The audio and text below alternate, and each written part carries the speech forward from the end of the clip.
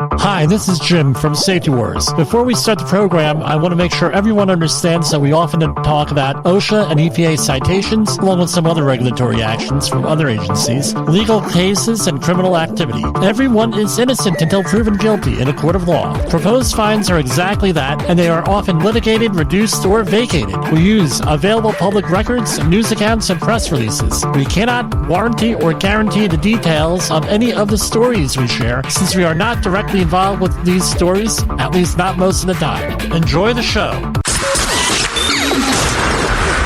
This show is brought to you by Safety FM. And from the border of liberty and prosperity and the highway to the north, this is Safety Wars for Thursday, October 3rd, 2024. How's everybody doing out there? We had a glorious day here today, weather-wise, in the Northeast. At least where I was at. End of the summer activities out there. We're getting the boat taken care of. I have a small pontoon boat. I basically launch it in April, and I keep it into the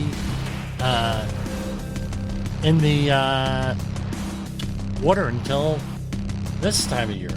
So, that's what we do around here, and it's always fun getting that in. So, making sure all the streamers are on and everything else. I just got in to whatever it is we're calling this. Just got in. Okay. All right. There we go. All right. I seem to be on the air over at Safety FM. Let's turn on some studio lights. I came raging into the studio. All right. So, right before airtime, it came out that the Longshoreman Union has reached an agreement down there. And I don't know. We'll see. That's I came in about 7:30 p.m. Eastern Standard Time today.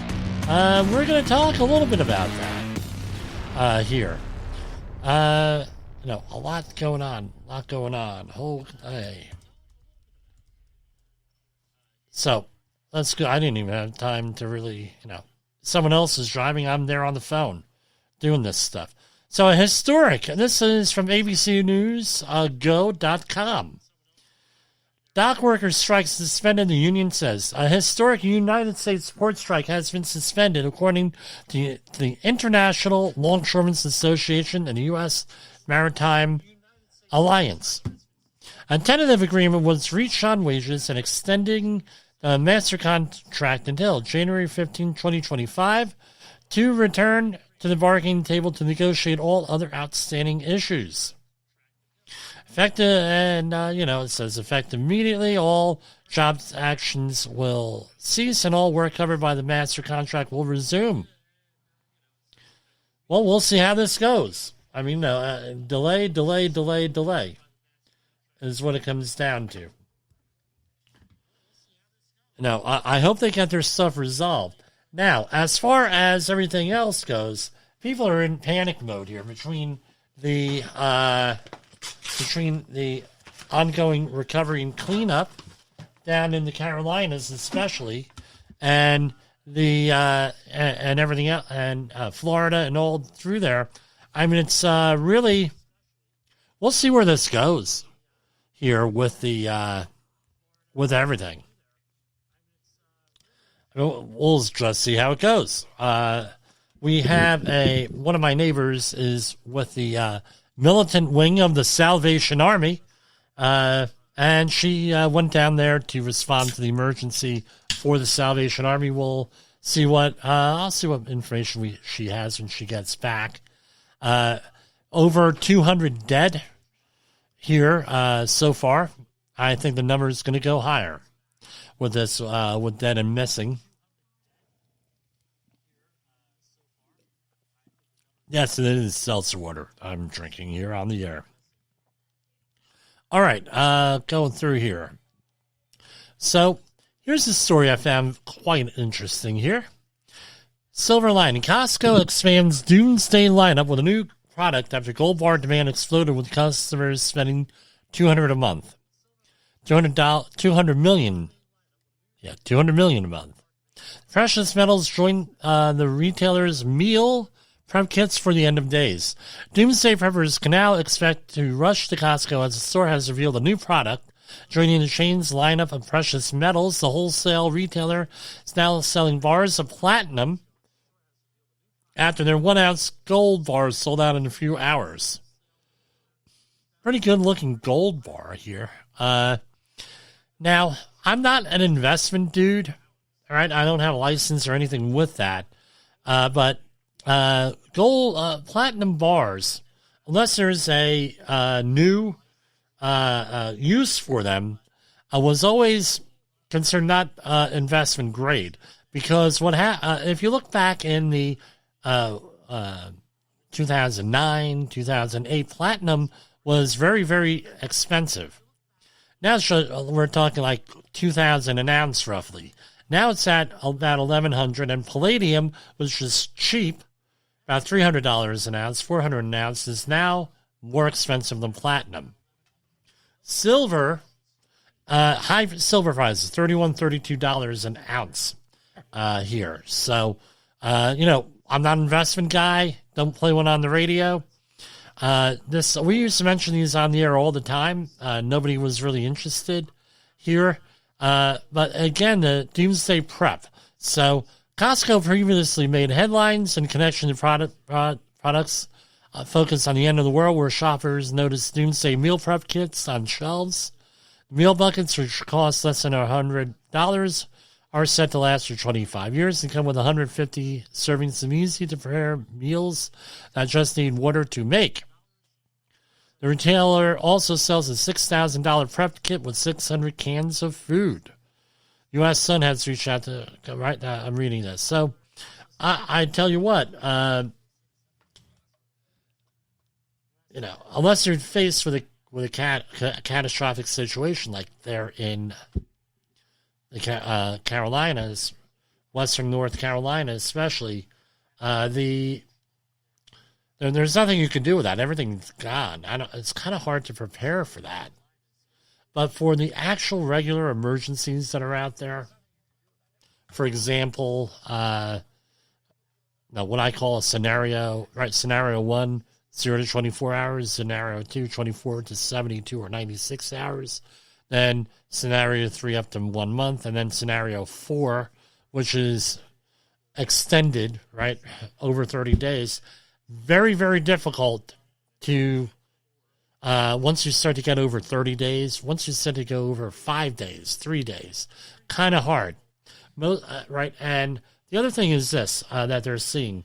A lot of those areas, where are we? If you're in the northeastern United States, you're getting into the peak of the fall foliage season, unless it already passed. I was in northern New Jersey today. Beautiful. I mean, really, really nice with the fall foliage. So these folks were going out there to North Carolina to examine fall foliage, going out there, peaceful hunting, fishing, maybe end of the year type, maybe summer activities. I tell you what, the water on the lake in northern New Jersey, very warm today. There are people out there swimming, and this is October 3rd. They're swimming in New Jersey on a lake without wetsuits. Unbelievable. So, people are sweet on those winter, summer sports maybe and whatever, and then they get whacked with this. So if you're going to be going away for a week, camping, fishing, what have you, you're only going to bring maybe 2-3 days worth of food. Maybe you're planning to make a grocery run in the middle of that, unless you're my friend Frank, who, if you want to know when it's going to rain, ask Frank when he's going to schedule vacation. Because I tell you what, I don't know a better predictor of weather than my friend Frank that I went to high school with. Than his, every time every freaking time he schedules a vacation, he's out there and there's a rainstorm, like extended. But anyway, unless you have something like that, I mean, you're not going to carry a month's worth of food. Well, guess what? Those people are trapped out there. No, 2, 3, 4 days worth of food. It sucks.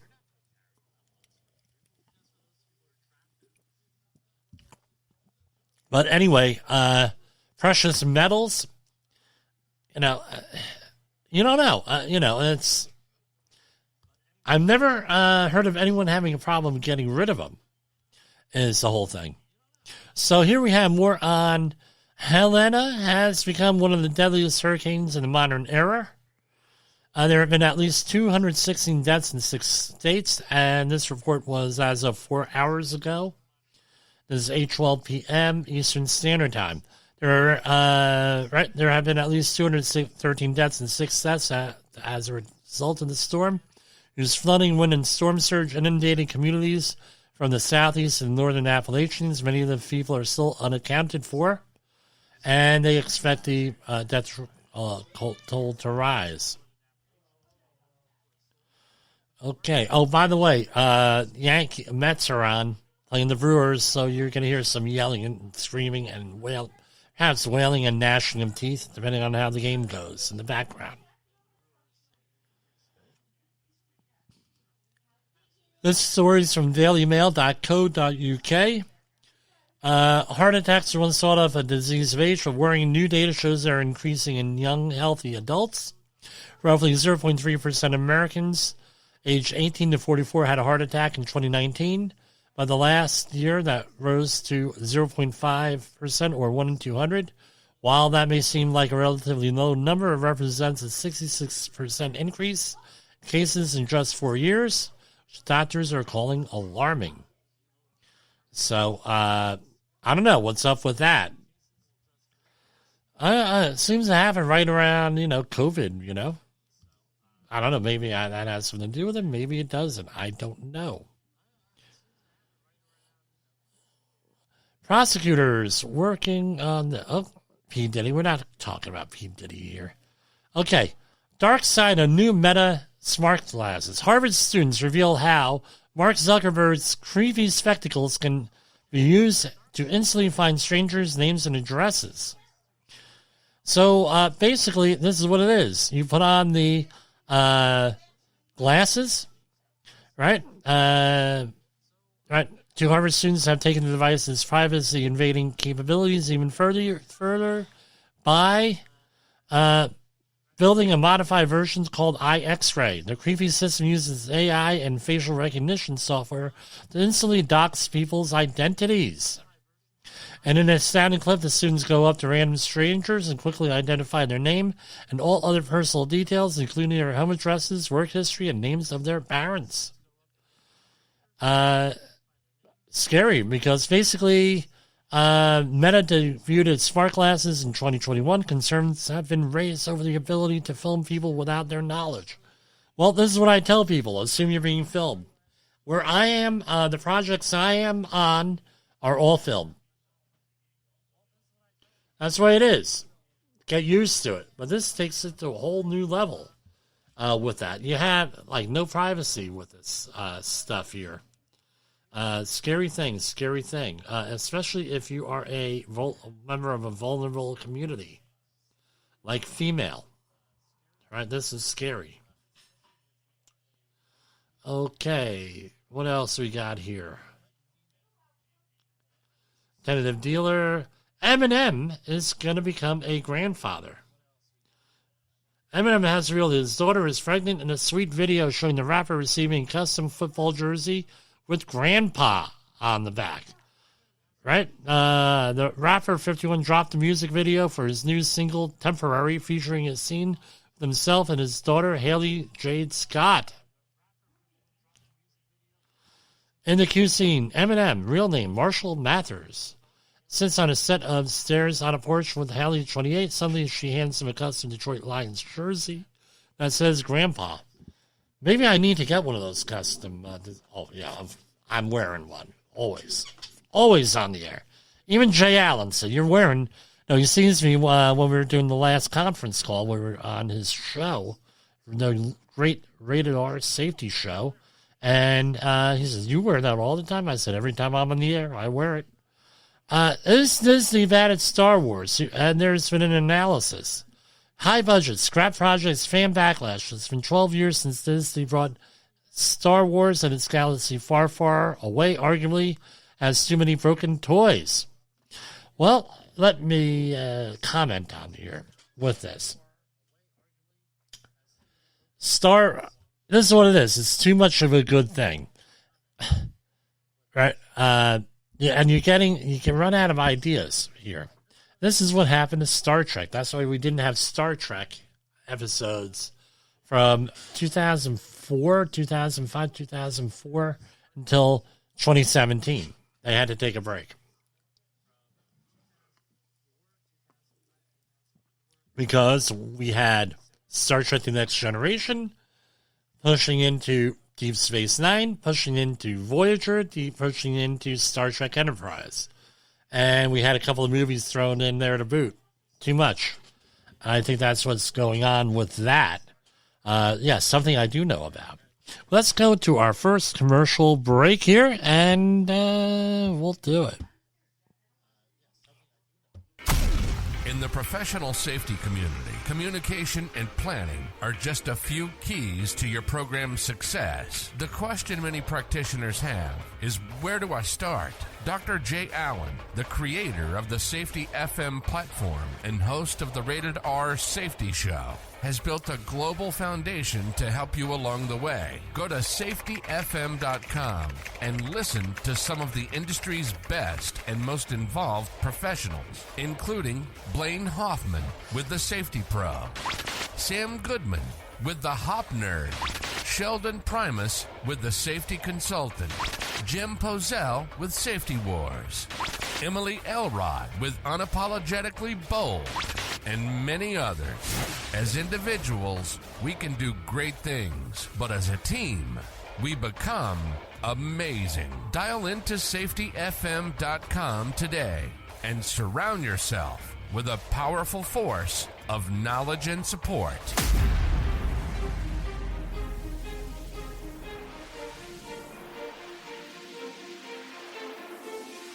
Want to avoid hefty OSHA fines and keep your team safe? Let's dive into the General Duty Clause. The General Duty Clause, Section 5A1 of the OSHA Act of 1970, is a catch-all rule to cover unregulated hazards. Employers must keep workplaces free from recognized dangers that could cause death or serious harm. For OSHA to cite you under the General Duty Clause, they must prove the following four things. 1. The employer failed to render its workplace free of a hazard. 2. An employee was exposed to that hazard. 3. That hazard was causing or likely to cause death or serious physical harm. And 4. Feasible means exist to free the workplace of the hazard. Employees aren't off the hook either. Section 5B mandates they follow all safety standards.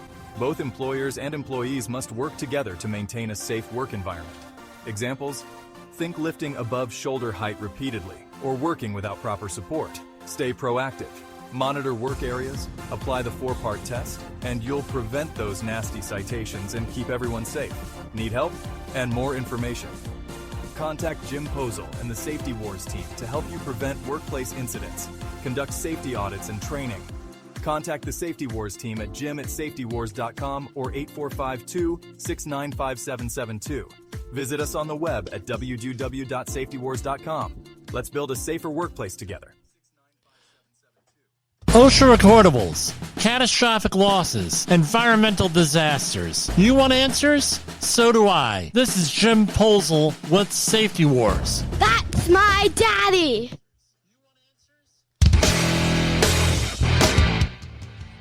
Whoa.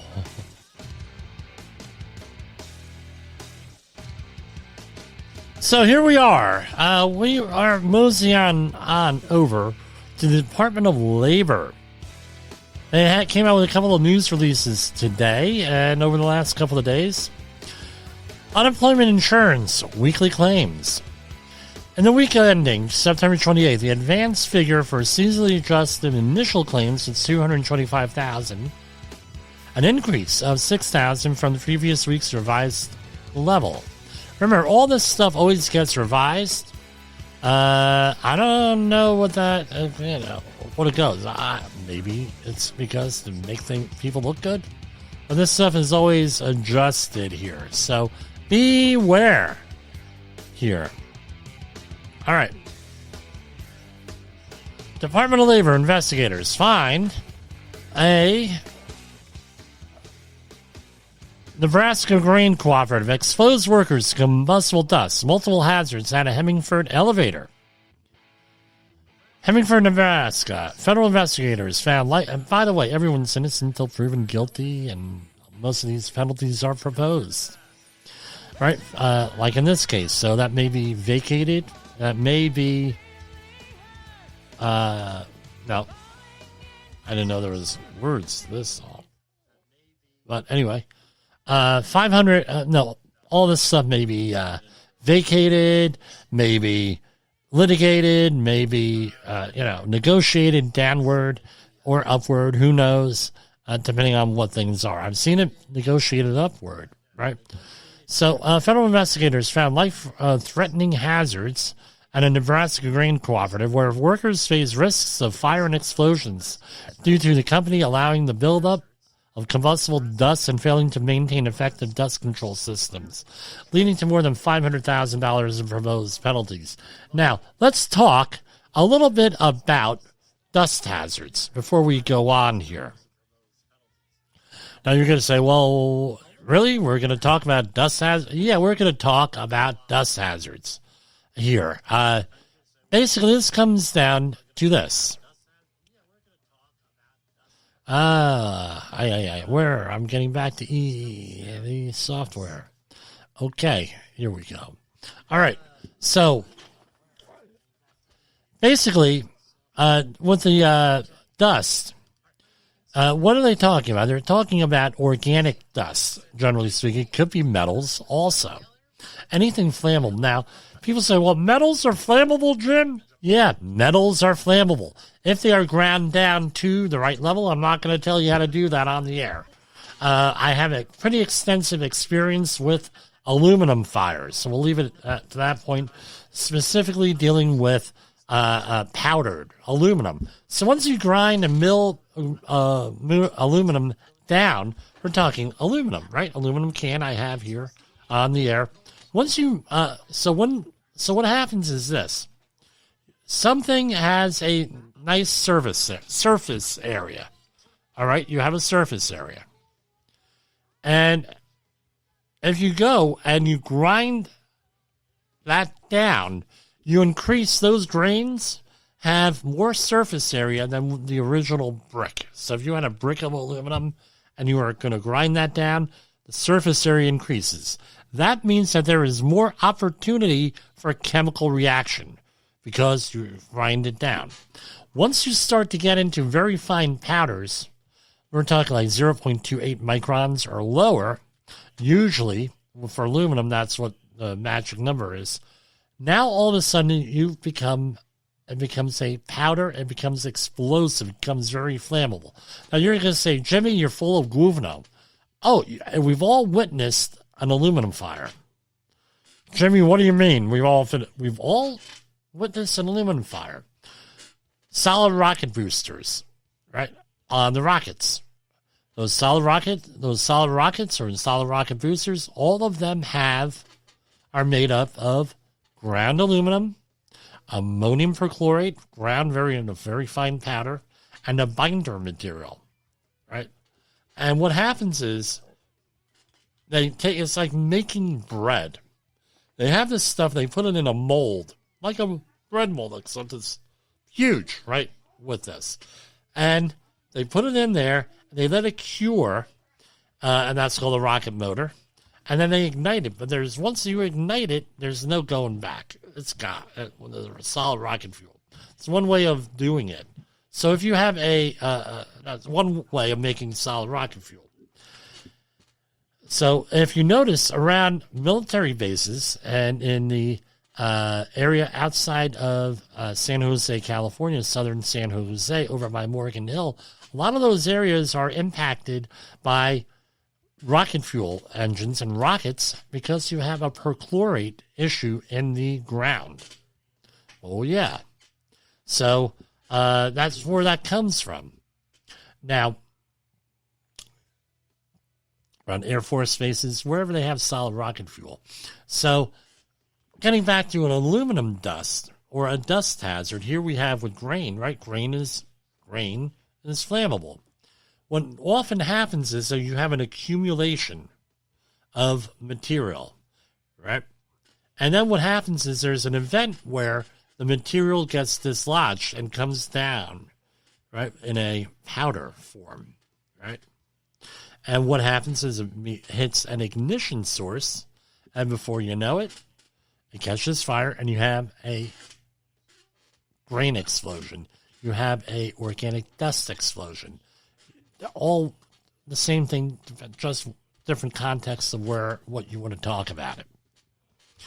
So here we have investigators from OSHA responded to a complaint of an unsafe working condition at a grain elevator and opened its inspection in March 2024 under the agency's Regional Emphasis Program for Grain Handling Facilities in Nebraska.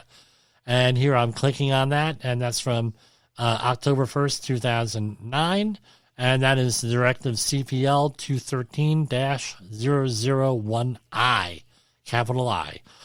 Regional identified. This is from Region 7, and this scope, this instruction applies to the Omaha area office.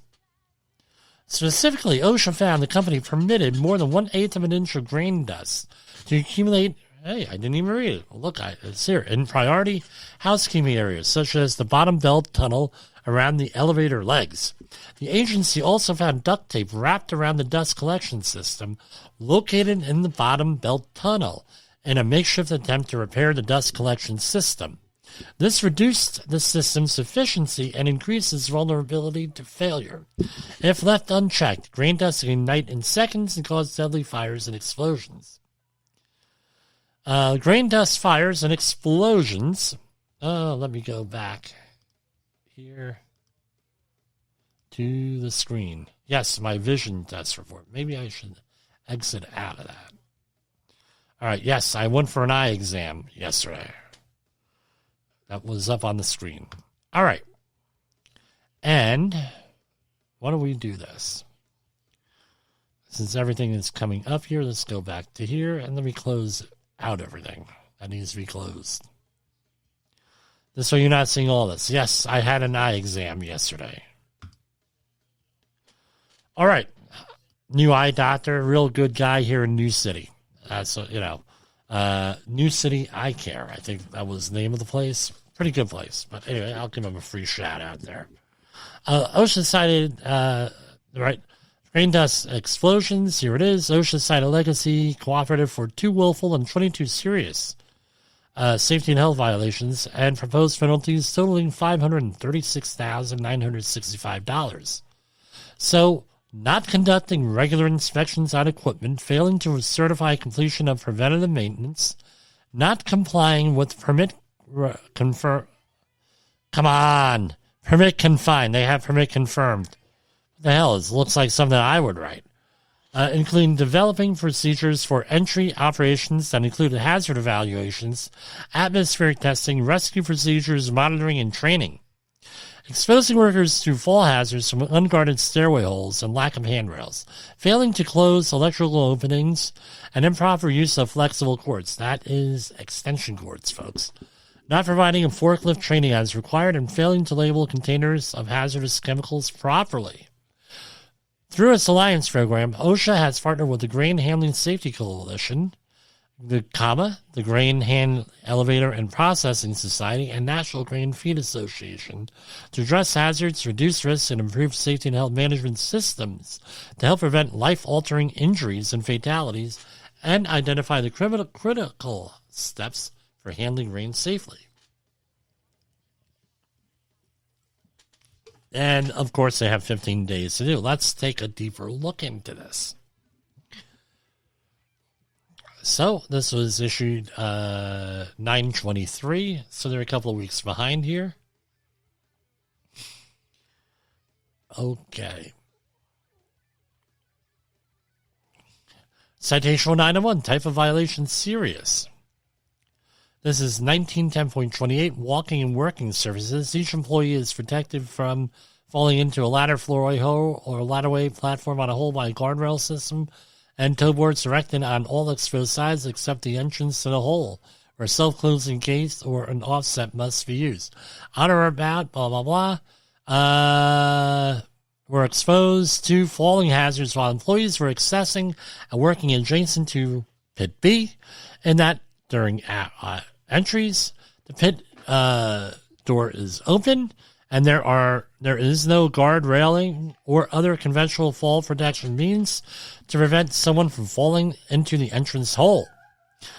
And that was 11,524. Citation 1, item 2, 19, and it is employer did not ensure that each flight of stairs having at least 3 treads or more for risers have a stairwell.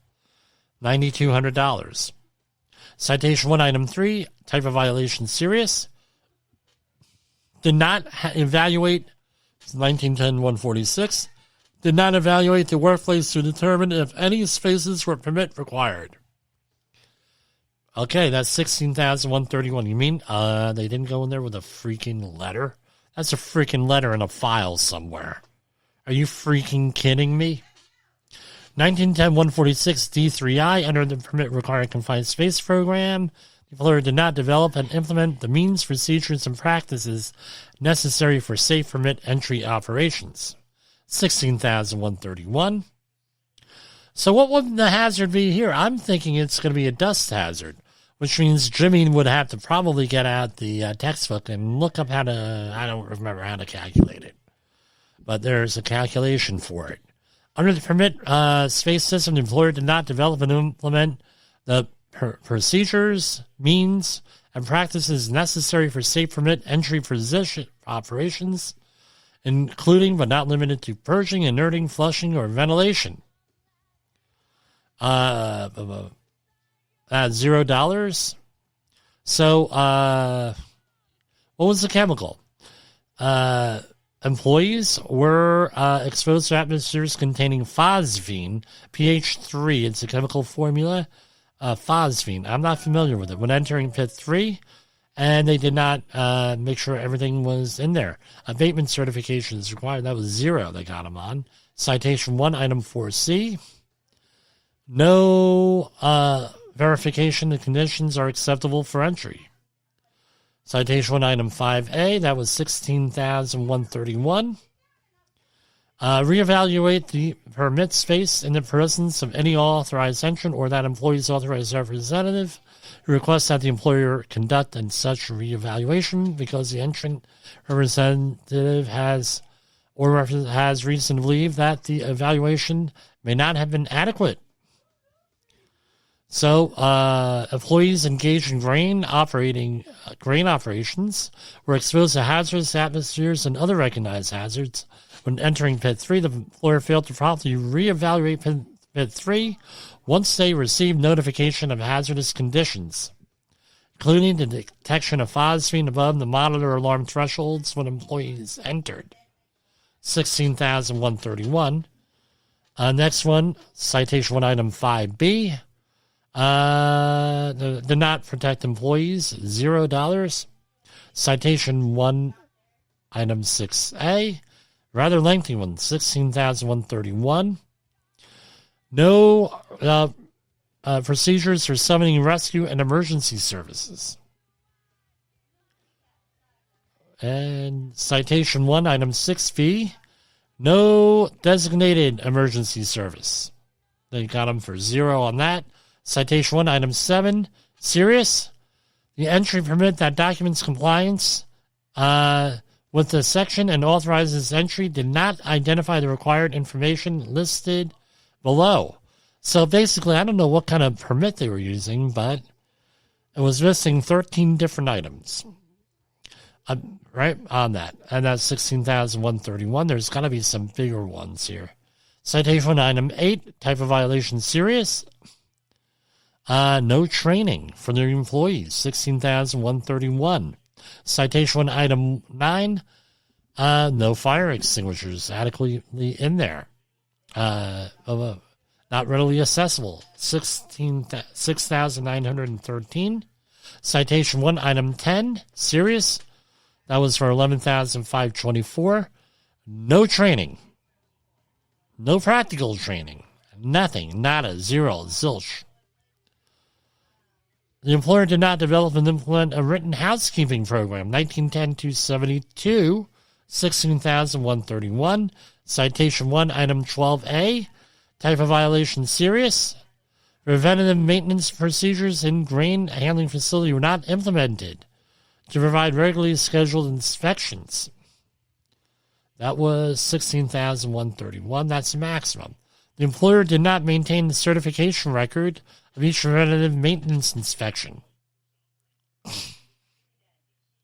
Again, you got to have a written inspection. It's not enough to say, yeah, I inspected it. Was there a written inspection? Can you prove it? The answer is no. You got a problem. Real simple. Nothing on there. Citation 1, item 13. Preventative maintenance procedures in the grain handling facility were not implemented to provide lubrication and other appropriate maintenance in accordance with manufacturer's recommendations or as determined necessary by prior operating records. Again, nope. Procedures, 16,131. Citation 1, item 14A. Was an electrical type thing, 1910-305, opening through which conductors enter cutout boxes, cabinets, or fittings were not effectively closed. So you have punch-outs in a lot of things, and these punch-outs right in the junction boxes and in electrical panels, and guess what? Switches, things of that nature, they get punched out where you could now put wires through them. Once you... Right, you can't have open punch-outs. They got to be closed. I don't know how you would do that other than reseal them. Other than replace them. Type of violation, serious, 1910-305. The raceway is fastened as its outer end and other points as necessary. Raceway was not connected to the electrical enclosure, was exposing energized conductors. 0 on that. Flexible cords or cables were used as a substitute for the fixed wiring of a structure. $6,913.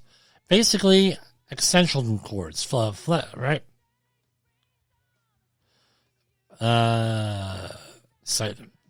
This is actually interesting. The employees were exposed to fire and shock hazards in that a flexible cord was plugged.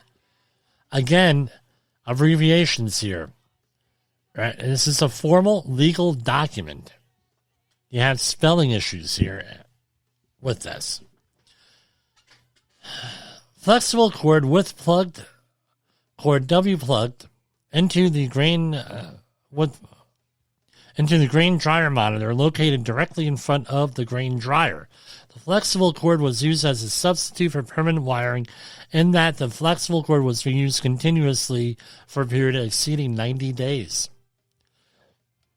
6,913, citation 1, item 16. This was a HAZCOM violation, 1910-1200. Labeling. Label tagged or marking containers, 11,524. And here's the willful one, the big one. Willful serious. 1910-272. J2I. The employer did not immediately remove any fugitive grain dust accumulations whenever they exceeded 1/8 of an inch, or 0.32 centimeters. Again, 0.32 centimeters. Come on, guys. Come on. 0.32 centimeters. At priority housekeeping areas pursuant to the housekeeping program for grain elevators. And 161,323. Citation 2, item 2. Willful serious, the employer did not promptly correct dust collection systems in the grain handling facility, which are malfunctioning or operating below design efficiency. 161,323 with that. Anyway, those are all proposed for a grand total of $536,965 in proposed penalties. Right? With that. And here, well, let's add a sound effect in there. Oh.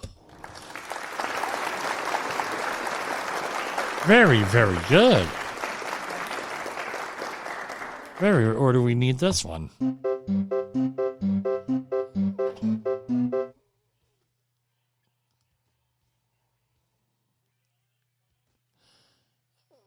Okay, here we have another one, October 3rd, out of Tampa, Florida. Rather than address the 15 existing safety and health hazards cited by federal workplace safety inspectors in July 2023, a Pinellas Park boat manufacturer continues to jeopardize the safety and health of its workers, according to a follow-up inspection. So, a follow-up. So, July 2023, right? They came, now they had a follow-up. All right. They returned in March 2024 and discovered the company had not corrected hazardous conditions, including failing to institute a workplace respiratory protection program and procedures for workers required to wear tight-fitting respirators, and failing to develop and maintain a written HAZCOM program. Right? So, here we have failure to abate. And this looks like this is going to be a little bit something different. This is going to be some 1910-134 and 1915 Shipyard here with this. So let's see. Again, I don't read this usually beforehand here. Hold on. We're also raking a lot of leaves today, so I am dry. Sorry for all the drinking of the water here.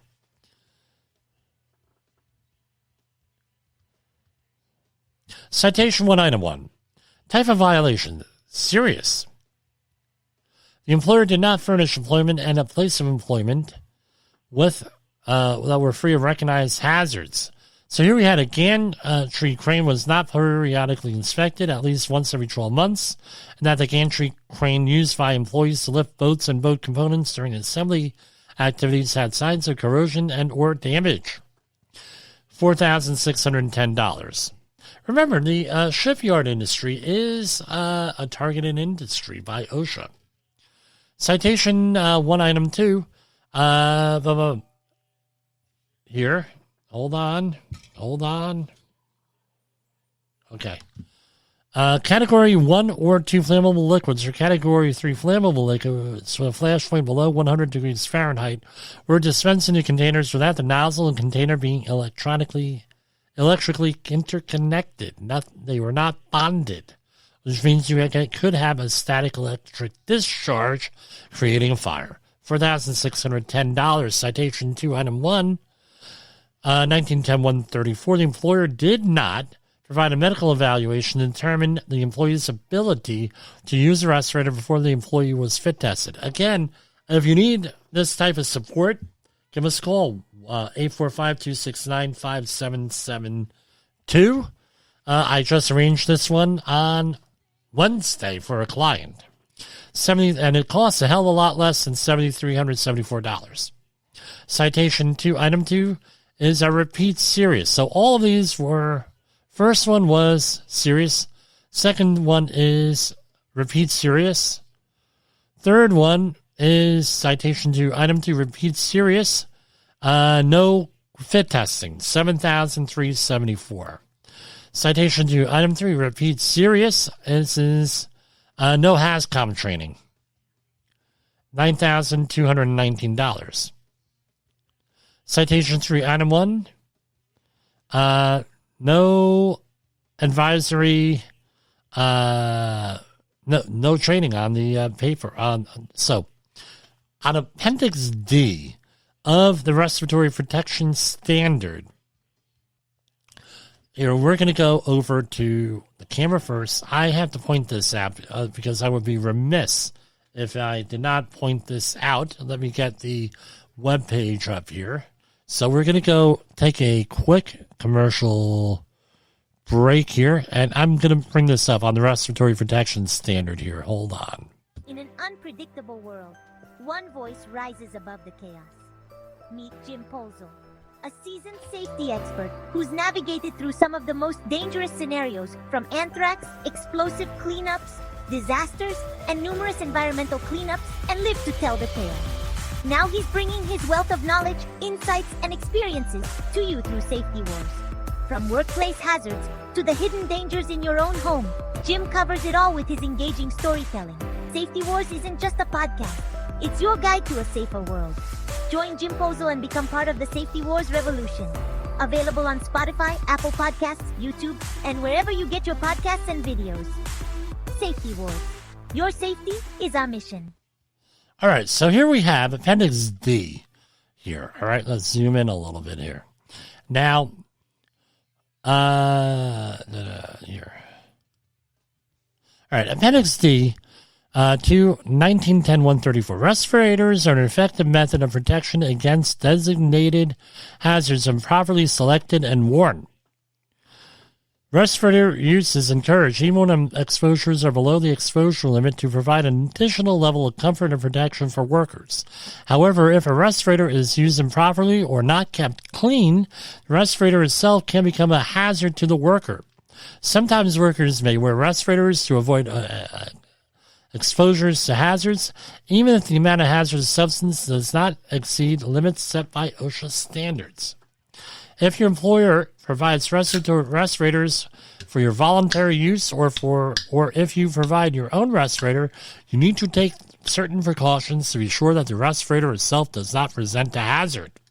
You should do the following. 1. Read and heed all instructions provided by the manufacturer on use, maintenance, clearing, and cleaning and care, and warnings regarding the respirator's limitations. 2. Choose respirators certified for use to protect against the contaminant of concern. NIOSH certifies respirators. I'm paraphrasing. A label or a statement of certification should appear on the respirator or respirator packaging. It will tell you what the respirator is designed for and how much it will protect you. 3. Do not wear your respirator into atmospheres containing contaminants for which your respirator is not designed to protect against. For example, a respirator designed to filter dust particles will not protect you against gases, vapors, or very small solid particles of fumes or smoke. Keep track of your respirator so that you do not mistakenly use someone else's. So I mention this here, right, because how do I manage this? There are people, especially since COVID, that this is what they wear. Doesn't matter what job they're on, does not matter what they're doing, they are wearing respirators or the imitation respirators, right? Meaning non-NIOSH respirators. No, I always still joke. We have a virus so deadly, so dangerous that we are wearing face coverings. Really? That deadly? Why aren't you wearing like a respirator, dude? But I digress. I don't want to relive that. Very frustrating to me. So let's mosey on over. So that's what that is. So what do I do? I print out the Appendix D. I put a little mark on there. Get my pen and I write down name, signature, date. That's what I do. Name, signature, date, and the employee signs it if it's voluntary use. Because, again, they did not cite them here, but I could see that being an issue. So here we have 33,187, and we got to remember to download that for our Shipyard clients out there. That's what's going on out there. So let's see what else is going on with this, right? Now, let's finish up with this. U.S. Department of Labor reminds employers of responsibility to pay cleanup, recovery workers, proper wages, and Helena's aftermath. As states across the Southeast address Hurricane Helena's impacts, the U.S. Department of Labor reminds employers in disaster recovery and their workers that even when disaster strikes, worker protections apply. Now, this is my question for you, because you can look back at previous disasters where OSHA basically goes in from an enforcement to a compliance assistance organization with that. You don't believe me? We could show you the press releases on some of them. And what happens is a lot of times, and I'm going to bet some money on here. Not money. I'll bet 50 cents on there.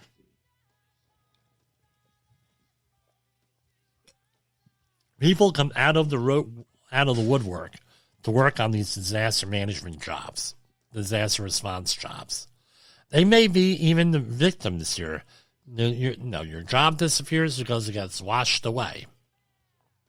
What ends up happening here is that these companies go and they think that they're going to pay people as independent contractors, or they're going to pay people off the books. Real bad idea. Pay people legitimate wages and everything. This actually happened to a company that I know of. They just decided to pull a fast one and say, we're going to pay everybody as an independent contractor, 1099 employee.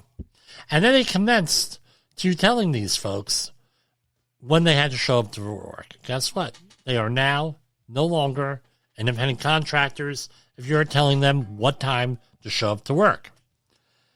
And at the end, they paid these folks, and then at the end of the job, this is Gulf oil cleanup, people have been working 9 months. Right, at the time it was 26 weeks, I believe, that you had to work. They worked the 26 weeks.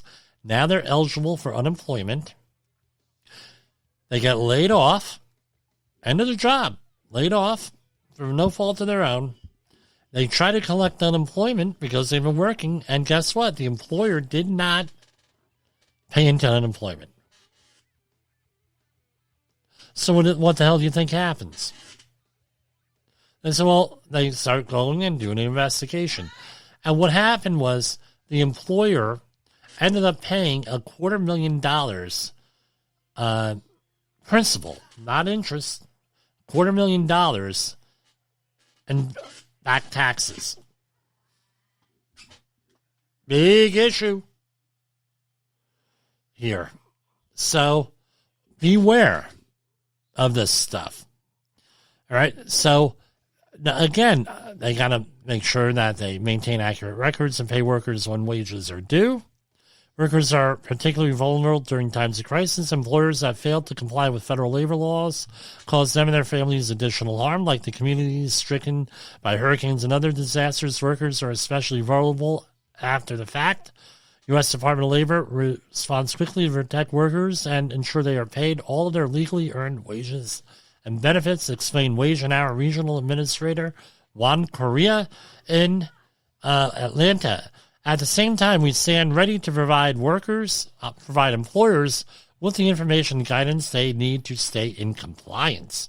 The division is committed to strong enforcement of workplace protections for disaster recovery workers nationwide, including the states affected by Hurricane Helena. Right? So, big deal here, guys. Can't be doing this crap. Let's go to our next commercial break here.